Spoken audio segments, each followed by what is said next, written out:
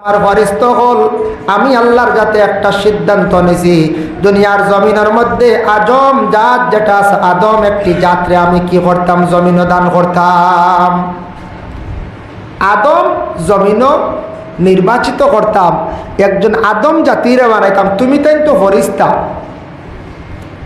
ফরিস্তারে আল্লাহ সৃষ্টি করছেন ফরিস্তা সম্পর্কে জহিরা মালুম আছে কিতাবের মধ্যে লেখছেন ফরিস্তাই লাগে তাদের ডানাও আছে বিশেষ শরিয়াত জিব্রাইল ফরিস্তার ডানাও আছে ফরিস্তারা আল্লাহর ফাসনি গোলামির জন্য আল্লাহর যাতে সৃষ্টি করছেন শুধু আল্লাহর খালি ফাসনিগুলো অর্ডারগুলো শুনয় ফরিস্তারে আল্লাহ বানাইছেন না পুরুষ না নারী এরার বিবাহর কোনো প্রয়োজন নাই খাওয়ারও প্রয়োজন নাই ঘুমানির প্রয়োজন নাই বালা বিছনার প্রয়োজন নাই এই ফরিস্তাগুলোরে আল্লাহ পাক রব্বুল আলামিন শুধু সৃষ্টি করিয়া রাখছেন তখন ফরিস্তাগুলো জবাব দিলে এই কথা শুনিয়া কালু সবাই কইরা তাজআলু ফিহা মান ইউফসিদু ফিহা ওয়া ইয়াসফিকুদ দিমা আয় আল্লাহ আমরারে আপনি বানাইছেন ঠিক আছে আপনি আদম জাত আলাদা বানাইতা আদম জাত হলে জমিন ফিতনা ফাসাদ লড়াই দাঙ্গা করবা আপনি এগুলা বানাইন না জানি আদম জাতি না বানাইয়া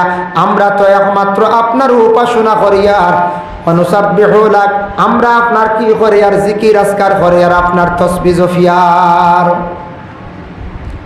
না আদমর ঘটনা হওয়ার তেমন উদ্দেশ্য নাই মেইন একটা পয়েন্ট আনের আল্লাহ কইলা বলে আমি আদম খেনে বানাইতাম ইন্নি আ'লামু মা লা তা'লামু খেনে বানাইতাম এটা আমি বালা জানি তুমি তাই সমর্থন করো ফরিস্তা কাল সব নিচু বই গেলাম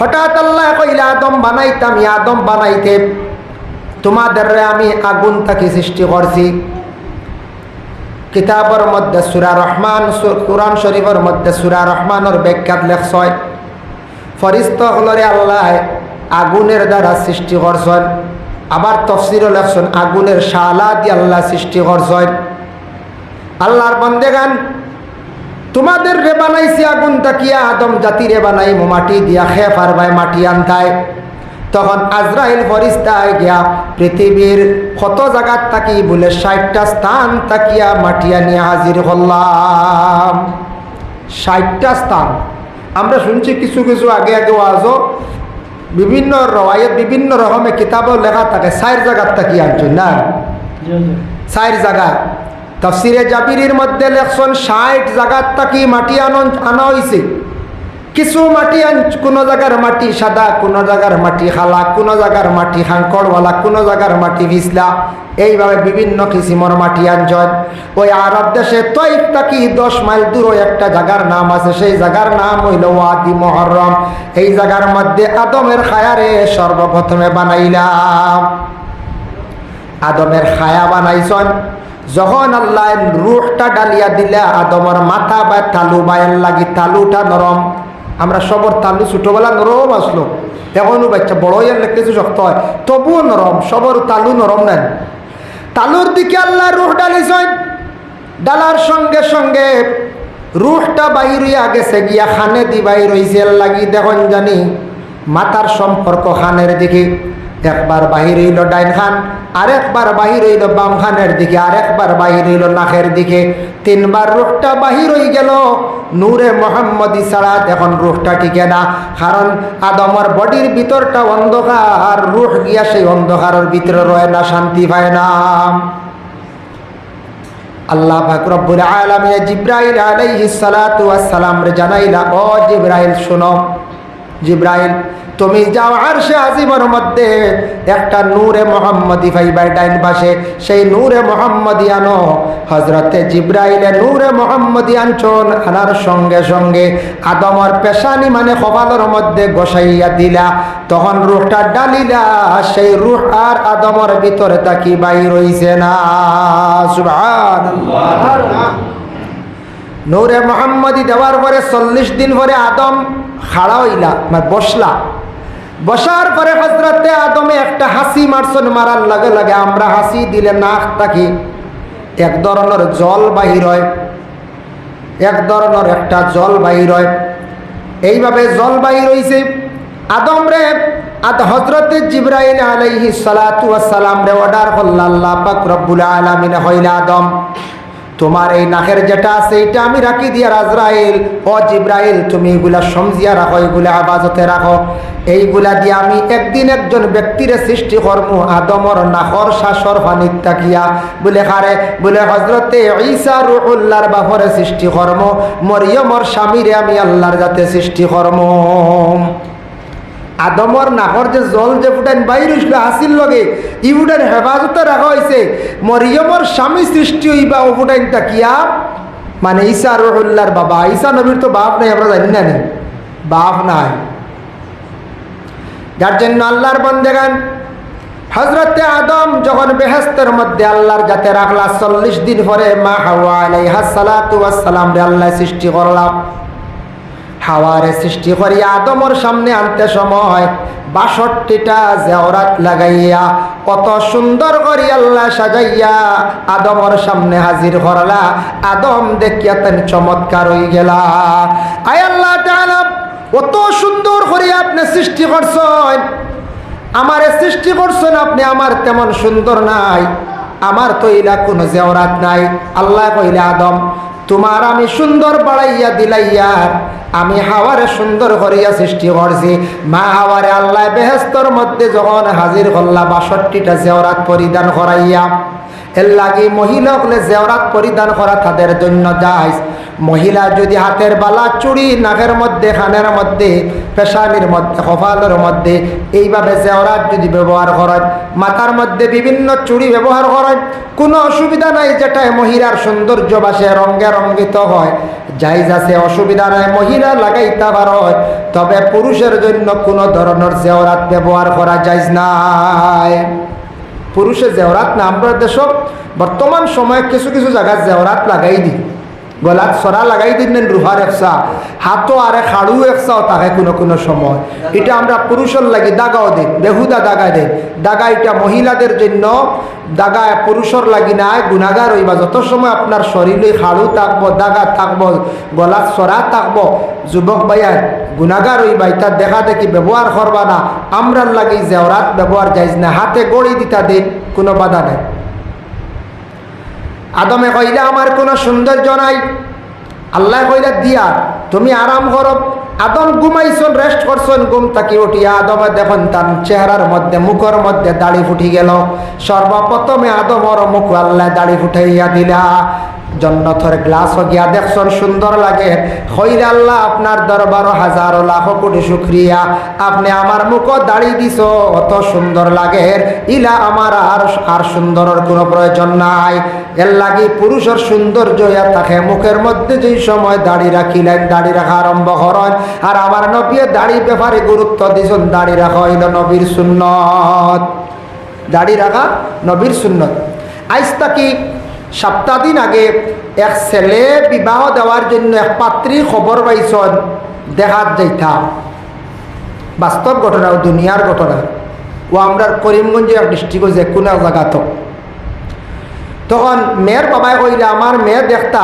ঠিক আছে আপনারা বাইরে দেখি লিবা আমি বাড়িতে দেখাইতাম না যদি আপনার পছন্দ হয় না ইত্যাক সরম বাড়িতে ঘুরিয়া যাওয়া বলে কিলা বলে টাউনও দেখি লিবা টাউন হোটেল আমার মেলিয়া যাইবা আপনারা ছেলের পক্ষ থেকে ছেলে লইয়া আইবা দেখা দেখিয়েছি একটা হোটেলে গেছেন মেয়ের বাবায় মেয়ে নিয়া গোপনীয় হিসাবে গেছেন ছেলে লইয়া আইসুন ছেলে অতি একজন সম্পদশালী ছেলে দেখাতো বালা মিজোরামে বড় ধরনের ব্যবসায়ী যখন ছেলে আর মেয়ে ছেলের সঙ্গে এক ছেলে মেয়ের সঙ্গে একজন মেয়ে এক টেবিল বসাইয়া রাখা হইল হোটেলের মধ্যে মেয়ে ছেলেটারে 3টা প্রশ্ন করলো এক নম্বরে প্রশ্ন করলো হইল আপনি 5 ওয়াক্তর নামাজ আপনি পড়েননি সুবহানাল্লাহ প্রথম প্রশ্ন করছে আপনি নামাজ পড়েননি 5 ওয়াক্ত 2 নম্বরে প্রশ্ন করছে মেয়েটাই আপনি কোরআন শরীফ তিলাওয়াত জানেননি কোরআন তিলাওয়াত করেননি 3 নম্বরে প্রশ্ন করছে মেয়েটা ছেলেটারে আপনি তাহাজ্জুদের নামাজও পড়েননি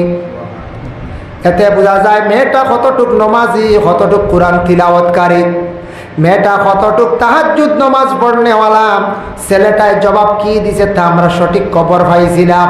ওরে আল্লাহর বন্দেগান, এইভাবে মেয়েটা যেই সময় ছেলেটারে 3টা প্রশ্ন করলো, তখনও পর্যন্ত জমিনও দিনদারি মহিলা হল জমিনও আসন না আসন।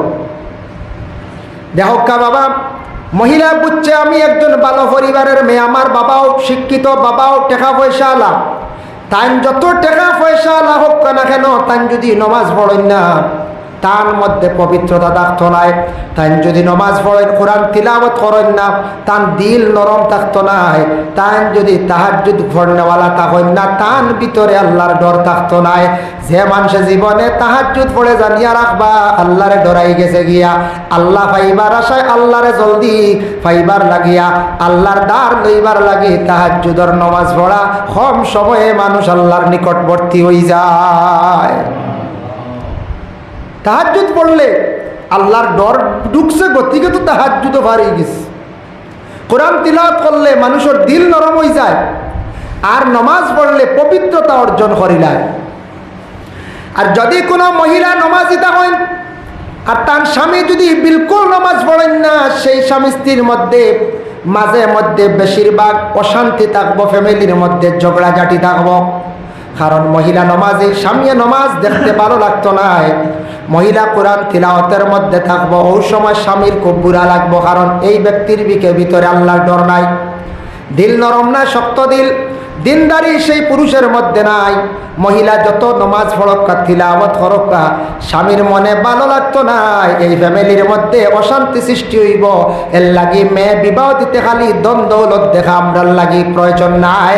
দেখতা ছেলেটার মধ্যে দিনদারি আসেনি, ছেলেটার মধ্যে পরহেজগারি আসেনি।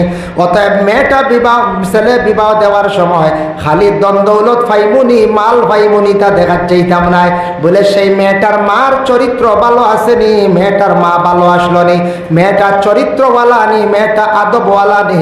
যদি ছেলে নমাজি হয় আর মেয়ে যদি একটু চরিত্রহীন মেয়ে যদি হয়, স্বামী জীবনে সেই মেয়ে নিয়ে সুখ শান্তি হইতা নাই। স্বামী নমাজি, ছেলে নমাজি, দিনদার পরেশগার, আর মেয়ে যদি ওই যায় খালি মোবাইল দেখরা হঞ্চায়, নারী গরো দরবার ছাড়বনি হঞ্চায়, জি না।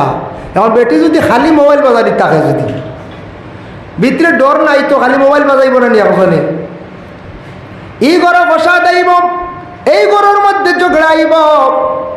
আল্লাহর হাবিবে ফরমায়, যে ঘরের মধ্যে দিনদারি থাকতো না, পরিষ্কার পরিচ্ছন্নতা থাকতো না, পরহেজগারি থাকতো না, অবশ্যই সেই ঘরের মধ্যে ঝগড়া ফসাদ থাকবো, সারা জীবন সুখ শান্তি থাকতো না। স্বামী স্ত্রীর ঘরের মধ্যে যদি মায়া মহাব্বত যদি থাকে না, এই জীবনটা তাদের বড় অশান্তির জীবন কাটে। এর লাগে এইগুলা যাচাই করিয়া মেয়ে সন্তান বিবাহ দিতা, ছেলে সন্তানকে বিবাহ দিতা। আর বিশেষ করিয়া যদি কোনো ঘরের মধ্যে ছেলে নমাজি হয়, মেয়েটার নমাজের দিকে আকৃষ্ট করতা। মেয়ে স্বামী যদি নমাজি হয়, মেয়ে যদি নমাজি যদি স্ত্রী স্বামীরে নমাজের দিকে তাকিদ দিতা, বুঝাইতা, নসিহত করতা। কারণ ঘরের মধ্যে নমাজ না থাকলে, যে ঘরের মধ্যে নমাজ নাই, রুজি রোজগার করবা বরকত থাকতো নাই, রুজির মধ্যে দরা দিত নাই, ঘরের মধ্যে অশান্তি থাকবো, সন্তান আদি ভাইবা, সন্তানগুলা অশান্তি থাকবা, সন্তানের কারণে মা বাবা জমিন অশান্তির চিন্তার সম্মুখীন হইবা।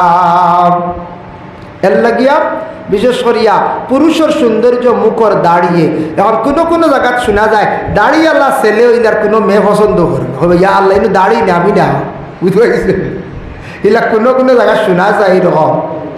ইলা যদি কোনো মহিলায় দাড়িওয়ালা ছেলে দেখিয়া যদি অপছন্দ করে, এই মহিলা যদি দাড়ি দেখিয়া যদি এইভাবে যদি অপছন্দ করে, নবীর সুন্নতরে অপমাননা করলো, এই মহিলা তওবা লাজিম হয়ে গেছে, তওবা করক, এই মহিলা তওবা করক। দাড়ি একজন ছেলে রাখছে, অবশ্যই সেই ছেলেটায় আল্লাহর রসুলের প্রতি মহব্বত আছে, দ্বীন ইসলামের প্রতি অটল আছে, দাড়ি রাখছে।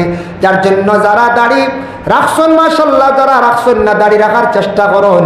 এক তো নবীর সুন্নাত, আর দ্বিতীয়ত ইয়া থাকছে গিয়া দাড়ি যখন রাখি লইবা আপনার সৌন্দর্য বাড়ি যাইব, আর দাড়ি যেই সময় ফাঁকি যাইব আপনার সম্মান মর্যাদা আল্লাহ জমিনও বাড়াই দিবা। সুবহানাল্লাহ। ও হযরতে আদমের দাড়ি ফুটিছে, সুন্দর হয়েছে। যাই হোক, আল্লাহর বান্দাগান এই নূরে মুহাম্মদি, যেটা নূরান মুহাম্মাদির দ্বারা আদম জীবিত হইলাম। আল্লাহর বান্দেগান, এই নবীরে দুনিয়ার জমিনের মধ্যে আল্লাহ কোন সময় পাঠাইলা, কিভাবে পাঠাইলা, কতটুক সম্মান মর্যাদাশীল বানাইয়া পাঠাইলা, আল্লাহ কোরআনের মধ্যে ঘোষণা করেন, তিলকার রাসূলু ফাদ্দালনা বা'দাহুম আলা বা'দ। আল্লাহ কইরা এই যে রসুল যারে দিলাম, তিলকার রাসূলু, যে রসুল তোমাদের কাছে দিলাম, পাঠাইলাম, বেজিলাম, ফাদ্দালনা বা'দাহুম আলা বা'দ, এই নবী বাজ নবী হলতা কি শ্রেষ্ঠ ভালো নবী বানাইয়া তোমাদের কাছে আমি আল্লাহ দিয়েছি। সুবহানাল্লাহ। কারণ এই নবীর আগে যত নবী হল আসিয়া গেছেন, সমস্ত নবী হলে সেই নবীর উপরে ঈমান আনছেন, এই নবীর নবী হিসাবে মানিয়া নিছেন। যার কারণে আল্লাহর বান্দেগান, আমাদের নবী বিশ্ব নবী জনাবে মুহাম্মদুর রাসূলুল্লাহ সাল্লাল্লাহু আলাইহি ওয়াসাল্লাম রে আরব দেশে মক্কা নগরে নবীর আল্লাহ পাঠাইলা, হার পেটের মধ্যে আল্লাহর যাতে রাখছন বলে মা আমিনা একজন মহিলা আসলা, আব্দুল ওয়াহাব জুরির একজন কন্যা সন্তান। আব্দুল ওয়াহাব জুরি যে ব্যক্তি জীবনে প্রথমে সন্তান দিতে পাইছেন না, সর্বশেষে বহু বছর পরে একজন কন্যা সন্তান পাইলা আমিনা। এই আমিনা সন্তান পাওয়ার পরে আব্দুল ওয়াহাব জুরিয়ে প্রশংসা করডা, তার মেয়ের প্রশংসা করডা। খার কাছে বলে রাসূলুল্লাহ দাদা আব্দুল মুত্তালিবর কাছে। একদিন আব্দুল মুত্তালিব, আব্দুল ওয়াহাব জুরি দুইজন একত্রিত হইছেন। আব্দুল মুত্তালিব হইলা গিয়া মক্কার জমিনের একজন সর্দার আসলা, কাবা ঘরের দায়িত্বশীল আসলা, আল্লাহর ঘরের মেহমান আসলা, খাদিম আসলা। একদিন দুইজন এখান হইলা, আব্দুল ওয়াহাব জুরি আমিনার বাপ আর রাসূলুল্লাহর দাদা মানে আব্দুল্লাহর বাপ। দুইজনে গল্প করতা, গল্প করি করি কইতরা আব্দুল ওয়াহাব জুরিয়ে কইতরা, ও ভাই আব্দুল মুত্তালিব তোমার কতজন আওলাদ? বলে 16 জন। আব্দুল মুত্তালিবের আওলাদ আসলা 16 জন, 10 জন ছেলে 6 জন মেয়ে। আর আব্দুল ওয়াহাবরে কইরা আপনার কয়জন সন্তান? বলে আমার সন্তান এটা আল্লাহ দিছেন না পয়লা বহু বছর পরে এক মেয়ে পাইছি, কিন্তু ফাইলে কি তৈল রে ভাই, এক মেয়ে পাইছি, জীবনে শুকরিয়া আল্লাহর দর। বলে কিতা পাইছো কসায়? বলে আমার এক মেয়ে কত সুন্দর আল্লাহ দিছে, এত বালা চরিত্রবান, আদব আখলাকওয়ালা। আমার মেয়ে কোনো পুরুষের দেখা যায় না, কোনো পুরুষের দেখার সুযোগ পাই না। আমার মেয়ের লাগে কেউ মাতিতা সেই সুযোগও নাই। আমার মেয়ের বাকে বদ নজরে চাইলে চকুত বেমার হয়ে যায় না, বুধবাইতরাই যেন চাইবা বদ নজরে এর চকুত ক্ষতি করি নাই। ওলা বালা এক মেয়ে দিছে, বাপে মেয়ের তারিফ করবেন না, কোন চাই তারিফ করবা, বাপে করত, মায়েও করত, ছেলেরও তারিফ করত, মেয়েরও তারিফ করত। তবে এক জিনিস খেয়াল করবা, ছেলে মেয়ের সামনাসামনি বেশ তারিফ করবা না, বাদে ছেলে আর মেয়ে মাথা তুটি দিল না, সামনে বেশ তারিফ করতে হয়। আফরকে লুকাইয়া কুটুম কাছে এনর কাছে এনর তারিফ করতা, ছেলের তারিফ করতা। কোনোদিন ছেলে শুনিয়া কইব রে বাইরে লাগ বাবা আমার কিছু তারিফ করছ, মেয়ে কইব সামনে দেখাইতা বলে এটা তারিফ উরিফ নাই। বেশ তারিফ করলে ছেলেরা মেয়েরা মাথা ছুটি লাগবে। যাই হোক আল্লাহর বান্দেগান, এর জন্য বিশেষ সরিয়া দেওয়ান। ওই সময় আব্দুল মুত্তালিব উঠিয়া কইলা, ও ভাই তোমার একজন কন্যা সন্তান ফাতিমা, ফাতিমা না আমিনা, তোমার মেয়েটা তুমি রাখিও। খেয়াল করিলাইছি আমার মনে হয় আমার একটা ছেলের লাগি তোমার মেয়েটা আমি বিবাহ দিয়া নিম। হই মক্কার হই মদিনার পাশে এক জায়গা আছে, সেই জায়গা তো এই লগে আব্দুল ওয়াহাব জুরির বাড়ি। তাই অপেক্ষা করিয়া রই গেল। আব্দুল মুত্তালিবে বন্ধু হইয়া গেছেন মক্কার আল্লাহর ঘরের খাদিমে হইয়া গেছেন। তান একটা ছেলের লাগি আমার মেয়ে নিতা, তান মেয়েরা আমিনারে তাই বিবাহ দিন না। যাই হোক লম্বা ঘটনা। আব্দুল ওয়াহাব জুরিয়ে কি করলা, আব্দুল্লাহর সঙ্গে মানে রাসূলুল্লাহর বাবা যেন আব্দুল্লাহর সঙ্গে, আব্দুল মুত্তালিবর ছেলে আব্দুল্লাহর সঙ্গে তান বিবাহ দিলাইলাম। মা আমিনা যেই সময় গর্ভধারণ করেন, গর্ভধারণ করার সঙ্গে সঙ্গে মা আমিনারে খবর দেব হইল, ও আমিনা তুমি বড় ভাগ্যবতী একজন মহিলা, তোমার পেটের মধ্যে আল্লাহ রাহমাতুল লিল আলামিন দান করছেন। সুবহানাল্লাহ। আমিনার পেটে আল্লাহ এক নম্বর হইল আমিনা শব্দ তার মানাঞ্চন আমানতকারী, যে মহিলার তার দেহরে আমানত রাখছেন, কোন পুরুষরে তাই দেখাইছেন না। মহিলা তার সৌন্দর্যতা কোনো পুরুষের সামনে জাহির করছেন না। এর কারণে আমিনার গর্বে আল্লাহ আরব দেশে মক্কা নগরে জায়গায় জায়গায় কত মহিলা খোলাছন।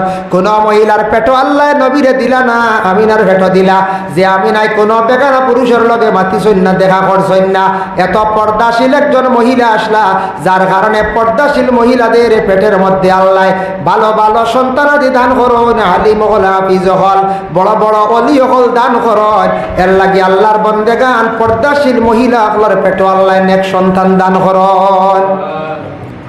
যে নেক সন্তানের কারণে মা জমিনও সম্মানী হয়, বাবা সম্মানী হয়। এর জন্য মা বইনকলে পর্দা করাও অত্যন্ত জরুরি। মা বইনকলার লাগি পর্দার হুকুম বেশি, পুরুষের লাগি পর্দার হুকুম আছে। মা বোনদের জন্য পর্দার হুকুম আছে, তবে বিশেষ করিয়া মহিলাদের জন্য পর্দার হুকুম বেশ। যে মহিলা জীবনে পর্দা করতে নাই, পর্দারে ছাড়ি দিবা।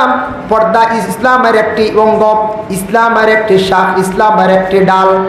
আত্মহর শাত্রুল ঈমান, পবিত্রতা থাকছে গে ইমানের একটি অঙ্গ। অল হায়া ও শুবাতুম মিনাল ঈমান, হায়া হইল গিয়া ইমানের একটা অঙ্গ। হায়া মানে শরম।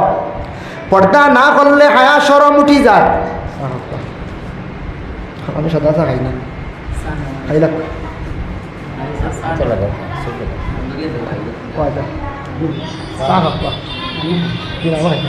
পর্দা না করলে হায়া শরম উঠি যায়। ছেলে হোক মেয়ে হোক, ছেলে হোক মেয়ে হোক, যদি মুখের পর্দা উঠি যায়, চক্কর পর্দা যদি উঠি যায়, তাহলে অটোমেটিক মানুষের হায়া শরম জমিন থাকি উঠি যায়। পর্দা উঠলে শরম উঠবো না কই যায়, অটোমেটিক শরম ভাঙ্গি যায়। তখন মানুষ গুনায় মানুষ লিপ্ত হয়ে যায়। তাই আল্লাহর বন্দেগানের জন্য মা আমিনার গর্ভে যখন আমাদের নবীরে ফাটানি হইল, মার পেটো থাকা অবস্থায় আল্লাহ জিব্রাইল অর্ডার করলাম, ও জিব্রাইল তুমি মক্কার তাইফর জমিনে যাও। তাইফ বহুত দূর এক জায়গা, যারা হাজি যাব হলদেন গেলে তাইফ যায়। তাইফ তুমি যাও, হালিমা নামক একজন মহিলা আছেন, সেই মহিলায় আমার আখেরি জবানার নবীরে নিয়া কয়েকদিন লালন পালন করবা, 4 বছর পর্যন্ত রাখবা। তাইফর জমিন যেখান আছে সেই তাইফর জমিন এখান থাকিয়া বিশেষ করিয়া তুমি বদলাইলাও। তাইফর জমিন হালিমার বাড়ির থাকি ডাইনে বামে আগে পিছে চতুর্দিকে 72 মাইল পর্যন্ত মাটি সরাইতায়, আর গভীর হিসাবে 70 হাত মাটি সরাইয়া বাহারে ময়িত নামক যে দরিয়া আছে সেই দরিয়া ফালাই দিবায়, আর নীল দরিয়ার থাকি মাটি আনিয়া তাইফর জমিনকে ভরপুর করে দিবায়। হোক সুবহানাল্লাহ। জিব্রাইলে আল্লাহর আদেশ কবে তাইফ গেছত, গিয়া এক কাবলা মারিয়া 72 মাইল পর্যন্ত 70 হাত গভীর মাটি সরাইয়া বাহিরে ময়িত বালাইছ না, নীল দরিয়ার মাটি আনিয়া ভরপুর করছ। ও জিব্রাইল কোন কারণে কইলাম, আমার নবী সেই তাইফ যাইবারে তাইফর মাটির মধ্যে ফসল হয় না, তাইফর মাটির মধ্যে কোনো ক্ষেত হয় না, মাটিটা বদলাইয়া রাখো। আমার নবী সেই জায়গার মধ্যে থাকবা, সেই জায়গার মধ্যে ক্ষেত কৃষি হইতো, ফসল হইতো। ও আমি আমার নবীরে যেই দিন জমিনের মধ্যে ফাটাইমু, ফাটানির লগে লগে আমি সেই তাইফর জমিন দিয়ে আমি রহমত দিয়ে মালামাল করে দিলাইম। নবীজি যেই সময় 12 রবিউল আউয়াল 11 রবিউল আউয়াল রাত্রিটা অতিবাহিত করলো, রাত্রি 12 তারিখের রাত যখন ফাইলিল, পাওয়ার লগে লগে সেই রাত্রির মধ্যে সুবহ সাদিকের সময় নবী দুনিয়ার জমিন তশরিফ আল্লাহ, তখন তাইফর জমিন দিয়ে আল্লাহ রহমত দি ভরপুর করে দিলাম। সুবহ সাদিক এক সময় আর সুবহ কাজিব এক সময়। খেয়াল করবা মাসলার দিকে। আমরা হইলাম গিয়া মজহব মানছি ইমাম আবু হানিফা রহমতুল্লাহি তাআলা আলাইহি। আমরা আবু হানিফার আমরা হইলাম অনুসারী ওলারান। আর ইমাম শাফির এক গুরু আসত, এরা হর অক্ত নমাজত আউয়াল অক্ত নমাজ পড়ে। সৌদি আরব গেছেন আমরা যারা বাইয়ান জানা আছে, সৌদি আরব এখনো গেলে দেখবা জোহরের নামাজ 12টা 15 পড়ি লাইছ, 12টা 20 পড়ি লাইছেন বলে এখানে অক ঢুকি গেছে গিয়া আউয়াল অক্ত। অক ঢুকা মাত্র 15 মিনিট পরেও তারা মানে অক্তর নমাজ পড়িলায়। আসরের নমাজ তেমনি ভাবে অকটা ঢুকা মাত্র 5 মিনিটের পরে নমাজ পড়িলায়। আর আমরা আবু হানিফার কৌলর যারা আছে অক ঢুকার 1 ঘন্টা 8 ঘন্টা পরে আমরা নমাজ পড়ি। ইরাকের জমিনে একটা মসজিদ আছে যেটা বাগদাদ হওয়া হয় আব্দুল কাদের জিলানী রহমতুল্লাহি তাআলা আলাইহি যে জায়গার মধ্যে শুয়া আছেন সেই জায়গার মধ্যে একটা মসজিদ আছে চাইর মযহবের ইমাম আছেন চাইর মযহবের মানুষ আছেন বিশেষ করিয়া দুই ইমামে নামাজ পড়েন একজন হানফি একজন শাফি হানফি শাফির মযহবের যারা মানুষ আছেন এরা রাত সুবহ কাজিবর সময় 3:30 ফজর নামাজ পড়িলাই আর ইমাম শাফি সাহেবের যারা আছেন মালিক হানফি সাহেবের যারা আছেন এরা সুবহ সাদিকর সময় ফরসা হইয়ালে মানে কি করেন ফজরের জামাত করেন এর লাগে কিছু ফরসা হইয়ালে ফজরের জামাত করা থাকছে গিয়া মুস্তাহাব আরো কিছু মানুষ জামাত শরীক হইলা এর লাগি কিছু ফরজ হইয়ালে আমরা নামাজ পড়ি আমরা হানফি যারা আছি ইমাম আবু হানিফারে যারা মানছি ও আমরা সুবহ সাদিকর সময় আমরা কি করি নামাজ পড়ি না কিছু ফরজ হইয়ালে পড়াইল মুস্তাহাব ইয়া ওয়া লক্ত পড়ার হুকুম আছে পড়িতে পারবা জায়েজ আছে ইমাম শাফি সাহেবের করে পড়ি নাই আমরা আউয়ালও পারবো আখেরও পারি কোনো বাধা নাই তবে ওলা বাটে ফজরের জামাত হইতো মাসলা হইল গিয়া এক জামাত যদি পড়িয়া জামাত বেড়া লাগি যায় আরেক জামাতে নামাজ পড়িবার ই অতটুকু সুযোগ মিলতো সময় মিলতো যাই হোক আল্লাহর বান্দেগান এজন্য বিশেষ করিয়া দেখেন এই যে সুবহ সাদিকের সময় রহমাতুল্লিল আলামিন দুনিয়ার জমিনের মধ্যে তশরিফ আনলা আনার পরে নবীজি মা আমিনার কোলে কতদিন ছিলা এক রাওয়ায়াত লেখছেন 7 দিন জখিরা মালুমাত আর এক রাওয়ায়াত লেখছেন 11 দিন 11 দিন পরে হালিমাতুস সাদিয়া রাদিয়াল্লাহু তাআলা আনহা তাইফের জমিনে লইয়া গেলা গিয়া 2 বছর পর্যন্ত রাখছেন আমার নবীরে 2 বছর রাখার মধ্যে কয়েকটা অলৌকিক ঘটনা দেখা দিল নবীজি রাখছেন কত বছর 2 বছর রাখছেন নবীজিরে রাখছেন হালিমায় বর্ণনা করেন মোহাম্মদরে কোনোদিন যদি আমি ভুলি যাই কুলের মধ্যে লই না একটা না একটা ঘটনা আমার বাড়িতে ঘটি যায় বলে কিতাব একদিন আমি মোহাম্মদরে কুলে লইছিলাম না আমার ছাগল মরে গেছে কি আর একদিন লইলাম না স্বামী অ্যাক্সিডেন্ট হয়ে গেছেন আর একদিন লইলাম না গরু আগুন লাগি গেল এইভাবে বিভিন্ন অসুবিধা দেখা দিলায় প্রতিদিন আমার কুলের মধ্যে আমি মোহাম্মদরে নিয়ে আদর করি মায়া করি আমার একটা কন্যা সন্তান আছে সায়মার কুলের মধ্যে দেই সায়মায় আমার সন্তান বিশেষ করিয়া মোহাম্মদ রে কুলে নিয়ে বিভিন্ন জায়গার মধ্যে বেড়ানি যায় একদিন সায়মায় কইত্রা গো মা বুঝলাম না আমার ভাই মোহাম্মদ রে কুলের মধ্যে নিয়ে যখন আমি বেড়াইতে যাই দেখি আকাশের দিকে একটা মেঘর ছায়া শাখা আসিয়া আমার বাইরে আর আমারে ছায়া দিলায় আমি যে দিকে যাই সেই দিকে মেঘর শাখাটা খালি যায় সুবহানাল্লাহ নবীর আল্লাহ রোদ লাগাইছেন না মেঘর শাখা দিয়া ছায়া দেওয়াইছেন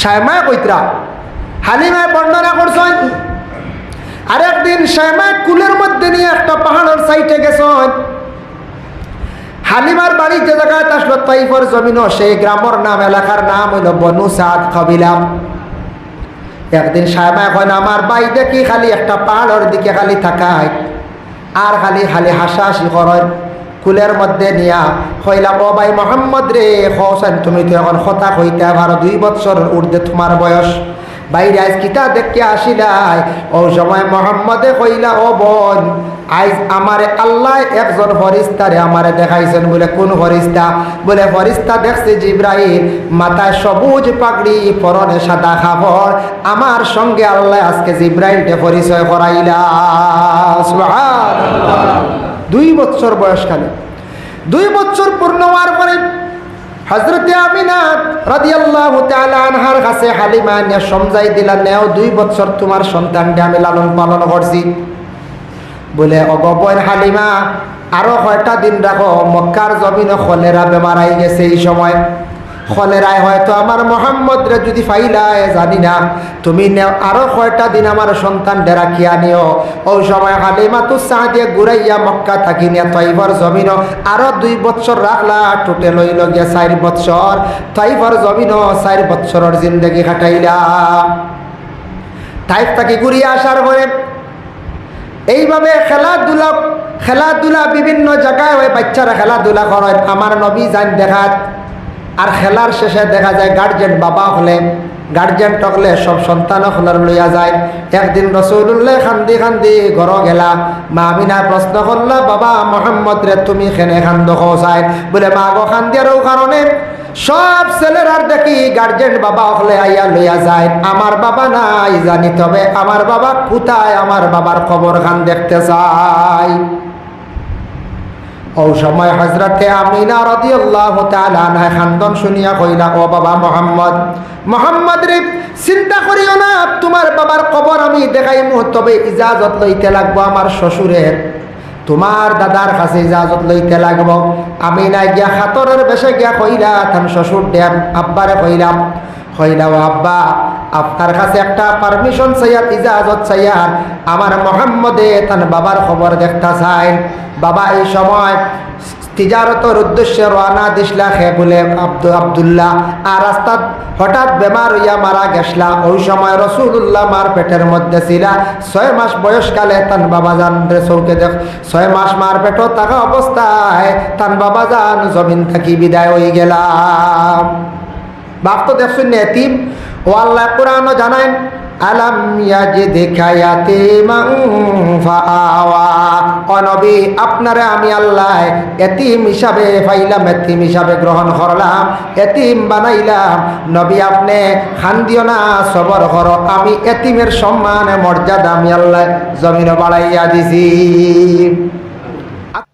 সম্পূর্ণ ওয়াজটি শোনার জন্য আপনাকে অনেক অনেক ধন্যবাদ। আল্লাহ তাবারাকা ওয়া তাআলা আমরা প্রত্যেকের জন্য এই কথাগুলোর উপর আমল করার তৌফিক দান করেন। আমিন। আসসালামু আলাইকুম। ধন্যবাদ।